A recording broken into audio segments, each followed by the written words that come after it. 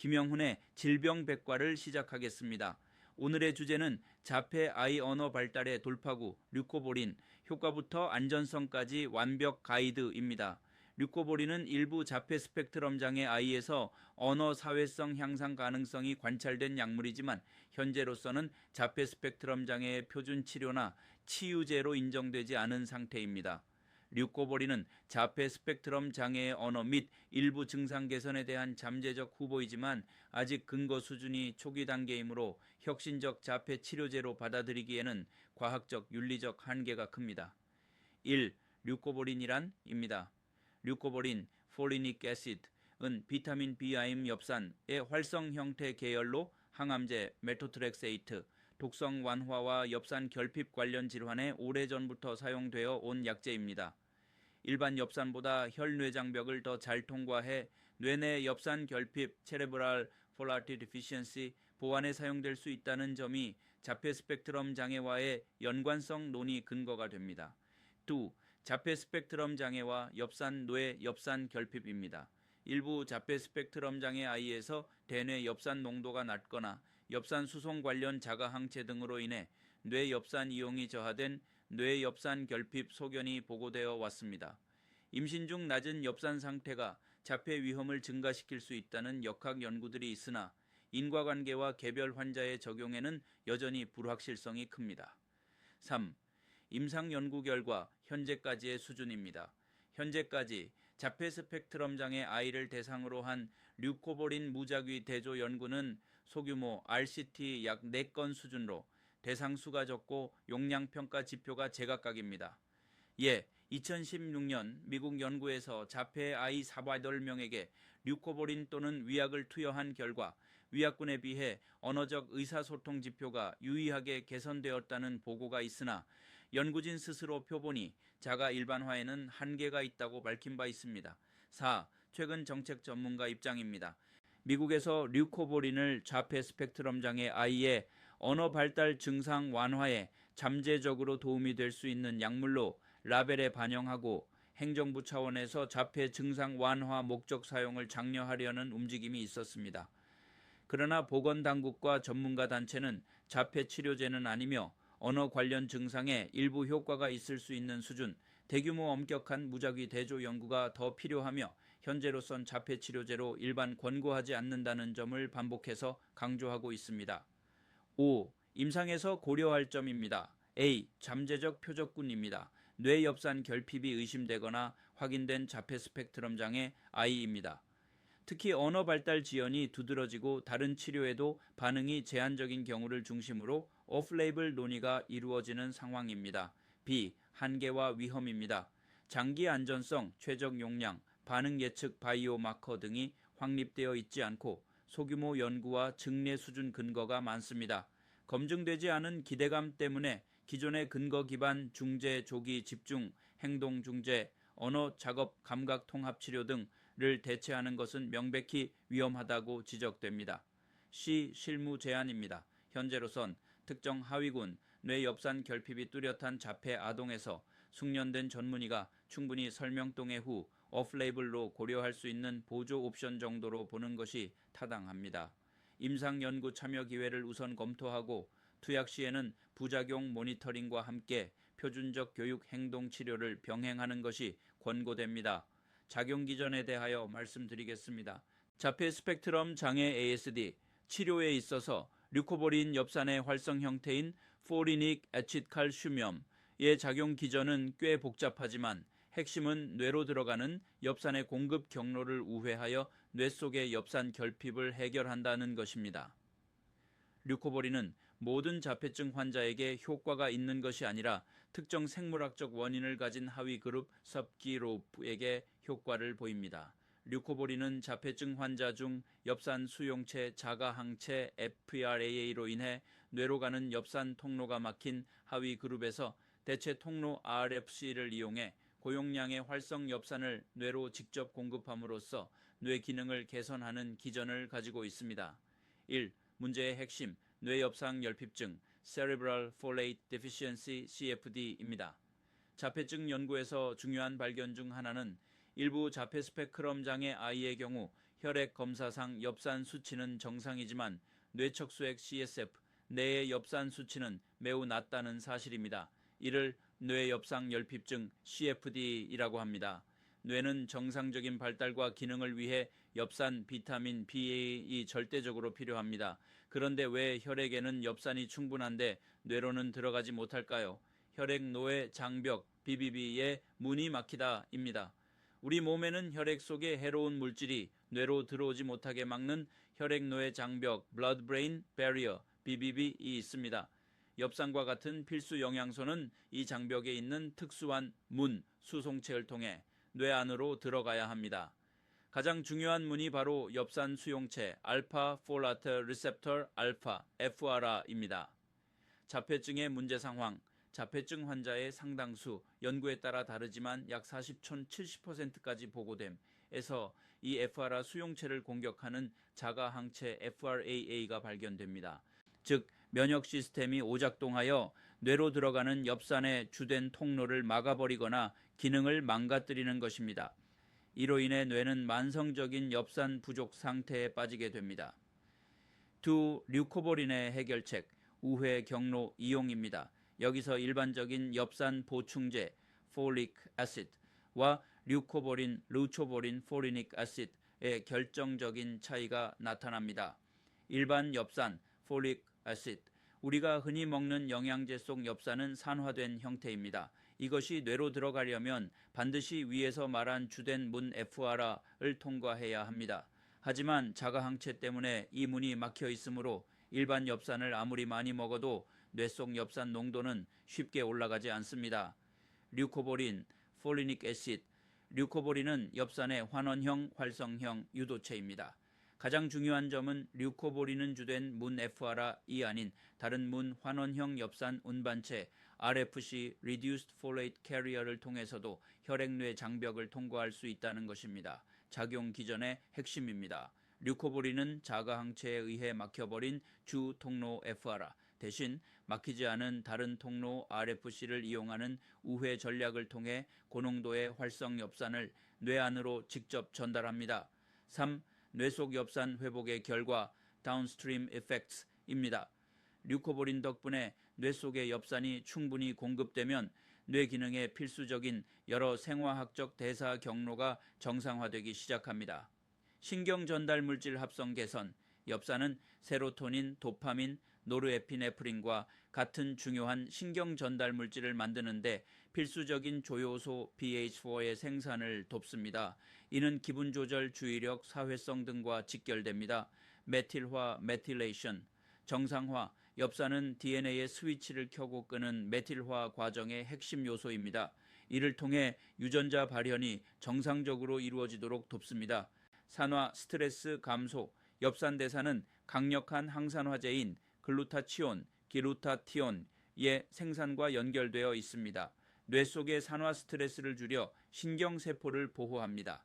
신경발달 지원, 뇌의 신경회로 형성과 수초화, 신경세포를 감싸는 작업에 기여하여 전반적인 인지기능 발달을 돕습니다. 최신 임상 연구에 대하여 말씀드리겠습니다. 류코보린은 자폐증 환자 중 엽산 수용체 자가항체 FRAA로 인해 뇌로 가는 엽산 통로가 막힌 하위 그룹에서 대체 통로 RFC를 이용해 고용량의 활성 엽산을 뇌로 직접 공급함으로써 뇌 기능을 개선하는 기전을 가지고 있습니다. 이러한 이유로 류코보린 치료는 주로 엽산 수용체 항체 검사에서 양성 반응을 보인 자폐 아이들에게 시도되는 표적 치료법 중 하나입니다. 최근 자폐 스펙트럼 장애 ASD에 대한 류코보린 활성형 엽산 임상시험 결과들은 이 치료법이 모든 자폐 아이가 아닌 특정 생물학적 원인을 가진 하위 그룹에게 효과적인 표적 치료가 될 수 있다는 점을 더욱 명확히 하고 있습니다.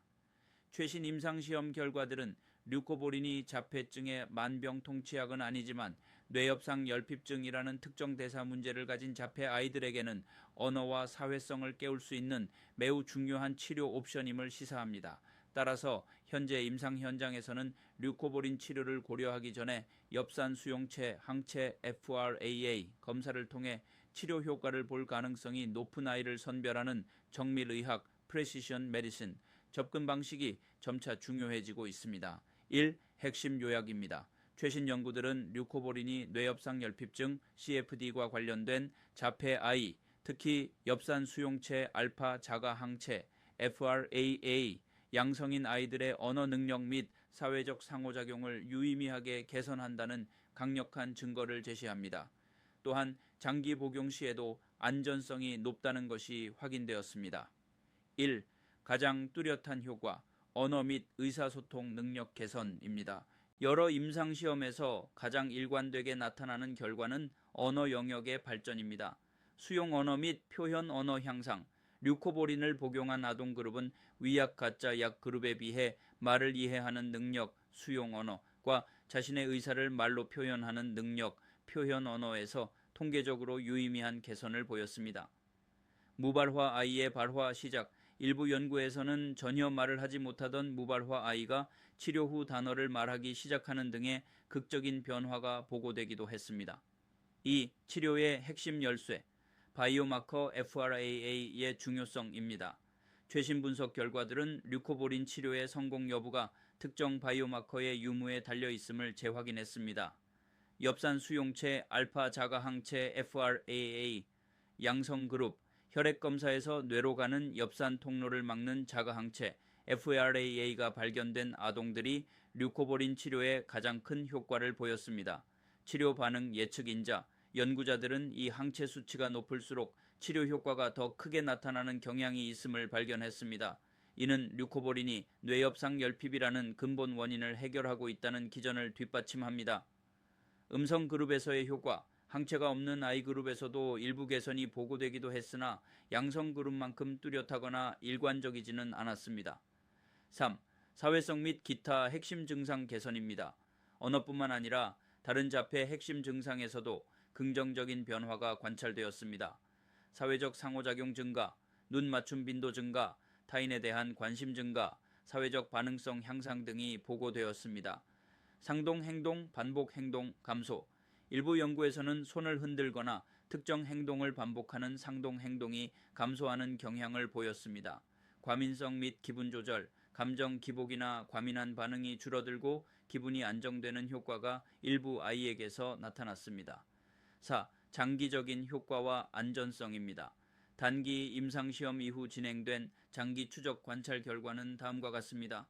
효과의 지속성, 1년 이상의 장기 복용 시에도 초기 개선 효과가 유지되거나 시간이 지남에 따라 언어 발달이 지속적으로 이루어지는 양상이 관찰되었습니다.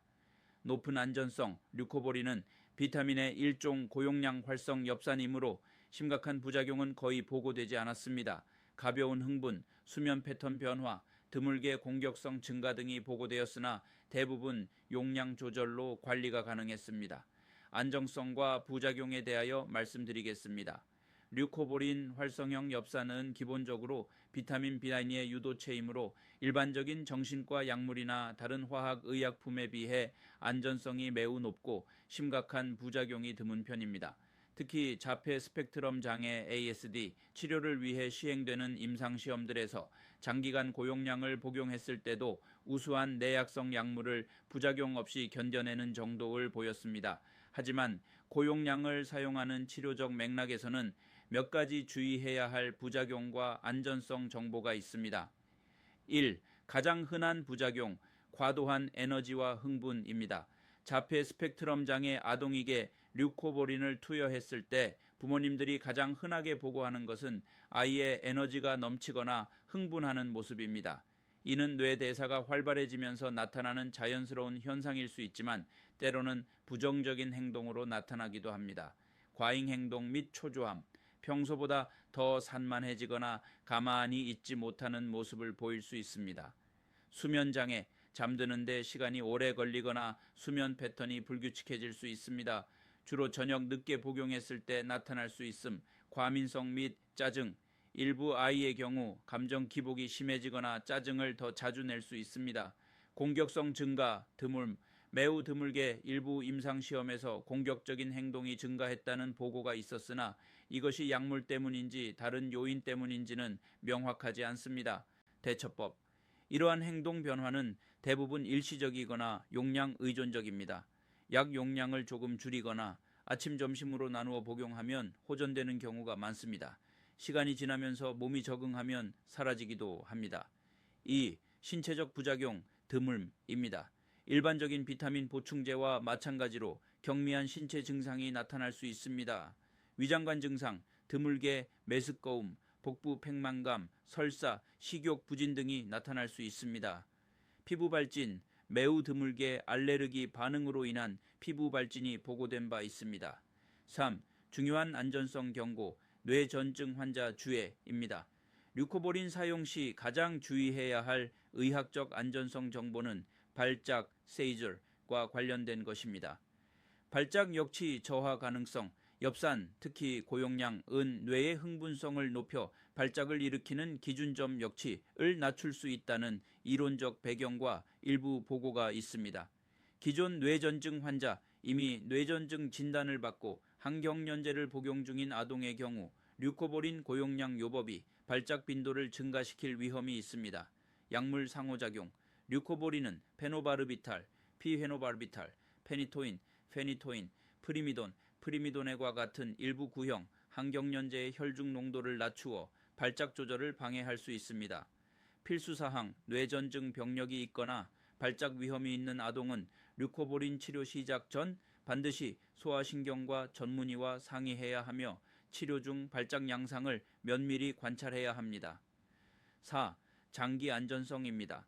현재까지 진행된 1년 이상의 장기 추적 연구 결과들에 따르면 류코보린은 장기간 복용해도 간이나 신장 등 주요 장기에 독성을 나타내지 않았으며 안전하게 지속할 수 있는 것으로 평가되고 있습니다. 류코보린은 자폐증 치료 시도 중 비교적 가장 안전한 옵션 중 하나입니다. 대부분의 부작용, 흥분, 수면 문제는 경미하고 관리 가능합니다.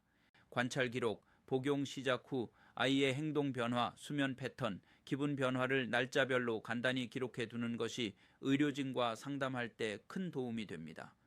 용량 조절, 부작용이 나타나면 임의로 중단하기보다 담당 의사와 상의하여 용량을 조절하는 것이 좋습니다. 뇌전증 병력 공유, 아이가 경련이나 발작 경험이 있다면 의료진에게 반드시 미리 알려야 합니다. 언어 발달에 대하여 말씀드리겠습니다. 류코보린 활성형 엽산, 치료가 자폐 스펙트럼 장애 ASD, 아동에게 미치는 긍정적인 영향 중 가장 독보적이고 일관되게 보고되는 분야가 바로 언어 발달입니다. 특히 뇌엽상 열핍증 CFD나 엽산 수용체 항체 FRAA, 양성인 아이를 대상으로 한 연구들에서 류코보린은 단순한 영양 공급을 넘어 닫혀있던 언어의 문을 여는 열쇠 역할을 하는 것으로 나타났습니다. 연구 사례들은 류코보린이 특정 자폐 아이 그룹, 특히 뇌엽상 열핍의 생물학적 원인을 가진 아이들의 언어 발달에 강력한 촉진제가 될 수 있음을 강력하게 시사합니다. 하지만 모든 연구에서 강조하듯이 이는 모든 자폐 아이에게 나타나는 기적은 아닙니다. 류코보린은 말을 하게 만드는 약이라기보다는 뇌의 언어 회로가 작동하는 것을 방해하던 생물학적 장벽, 엽산 결핍을 제거해 줌으로써 아이가 가진 본래의 언어 잠재력이 발휘되도록 돕는 역할을 한다고 이해하는 것이 가장 정확합니다. 1. 핵심 연구, 이중맹검 위약 대조군 임상시험, 가장 강력한 증거입니다. 가장 과학적 신뢰도가 높은 연구 형태인 이중맹검 위약 대조군 연구 결과가 류코보린의 언어 개선 효과를 입증했습니다. A. 대표 연구 프라이 et al. 2016-2018의 연구입니다. 이 분야의 선구자인 리처드 프라이 박사팀이 주도한 연구로 류코보린의 효과를 입증한 가장 유명한 사례입니다. 연구 설계, 자폐 아동들을 두 그룹으로 나누어 한 그룹은 고용량 류코보린을, 다른 그룹은 위약 가짜 약을 12주간 복용하게 했습니다. 전반적인 의사소통 능력 향상, 표준화된 검사도구, VABS 등을 사용해 측정한 결과 류코보린 복용 그룹은 위약 그룹에 비해 의사소통 영역 점수가 통계적으로 유의미하게 크게 향상되었습니다. 수용 언어 이해력의 비약적 발전, 특히 두드러진 것은 아이들이 타인의 말을 알아듣고 이해하는 수용 언어 능력이 크게 좋아졌다는 점입니다. 이는 표현 언어 발달의 기초가 됩니다. 표현 언어 말하기, 개선, 자신의 의사를 말로 표현하는 능력 또한 위약 그룹보다 더 많이 개선되었습니다. 핵심 포인트, 이 연구에서 엽산 수용체 항체 FRAA 수치가 높은 아이일수록 언어 능력 개선 폭이 더 컸다는 점이 확인되어 표적 치료의 중요성이 강조되었습니다.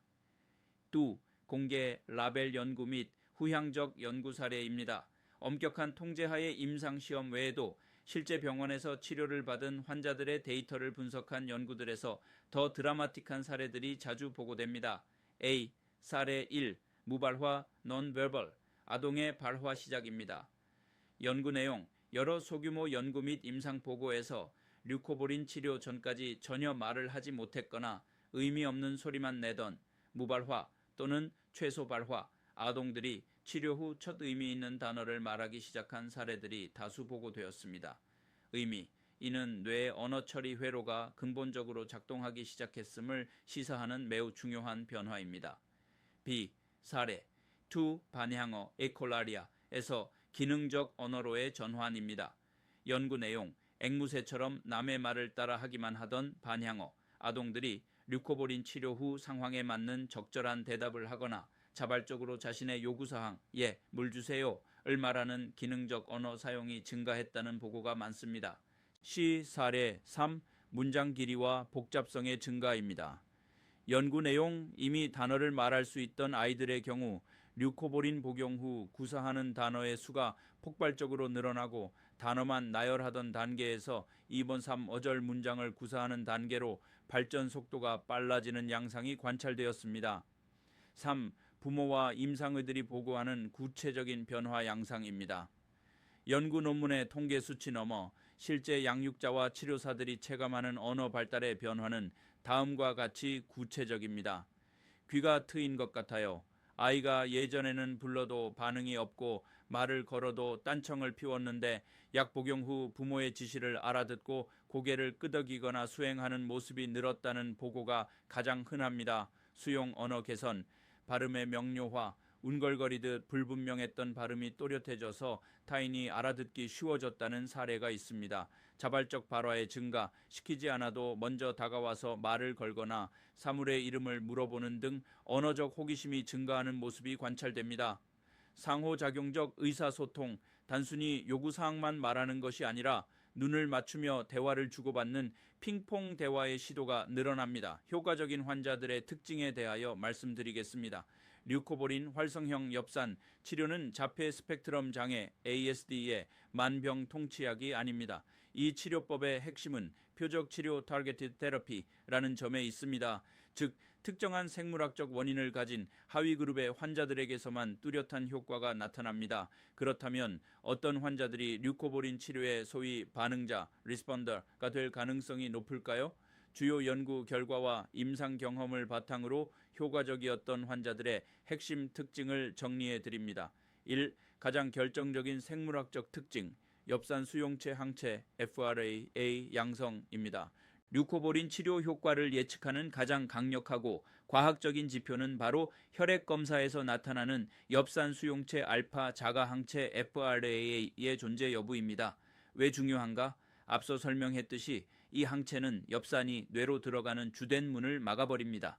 류코볼린은 이 막힌 문을 우회하는 약물이므로 애초에 문이 막혀 있는 항체가 양성인 환자에게 가장 드라마틱한 효과를 보입니다. 연구 결과 다수의 임상시험에서 이 항체 수치가 높게 나온 환자 그룹일수록 류코볼린 투여 후 언어 및 행동 개선 효과가 훨씬 크고 뚜렷하게 나타났습니다. 반면 항체가 없는 음성 환자들은 효과가 미미하거나 없는 경우가 많았습니다. 2. 임상적 특징, 심각한 언어 지연 및 의사소통 장애입니다.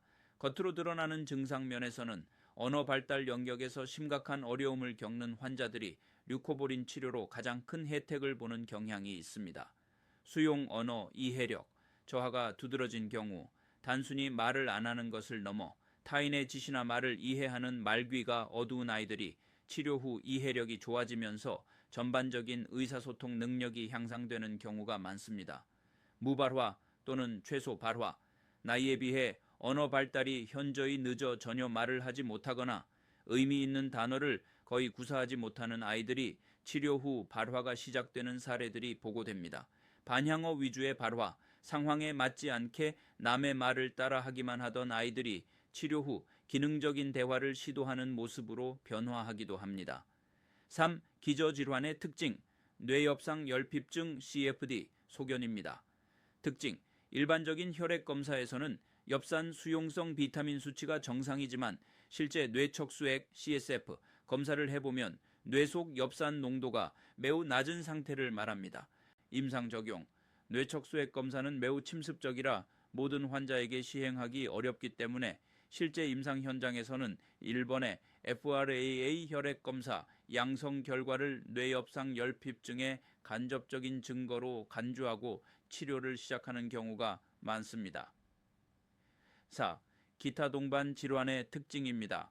류코보린이 효과적이었던 환자들에게서 자주 관찰되는 동반 신체 증상들이 있습니다. 미토콘드리아 기능 이상 동반, 엽산 대사는 세포의 에너지 공장인 미토콘드리아 기능과 밀접한 관련이 있습니다. 미토콘드리아 기능 저하가 의심되거나 진단된 자폐 환자군에서 류코보린이 긍정적인 영향을 주었다는 보고가 있습니다. 적인장증 치포토니아 및 운동발달 지연, 근육에 힘이 없어 몸이 잘 처지거나 대근육, 소근육, 운동 발달이 늦는 특징을 동반한 환자들에게서 효과가 나타나기도 합니다. 5. 류코보린 치료의 최적 후보군입니다. 정리하자면 류코보린 치료를 통해 가장 큰 효과를 기대할 수 있는 환자는 다음과 같은 특징을 가진 아이입니다. 심각한 언어 발달 지연, 특히 수용 언어 부족을 주된 증상으로 보이며 혈액검사상 엽산 수용체 항체 FRAA가 양성으로 확인된 자폐 스펙트럼 장애 아이, 이러한 특징은 류코보린이 모든 자폐 환자에게 무분별하게 사용되어서는 안 되며 검사를 통한 정확한 하위 그룹 선별이 치료 성공의 열쇠임을 시사합니다. 소아신경과 전문의 김영훈 교수였습니다.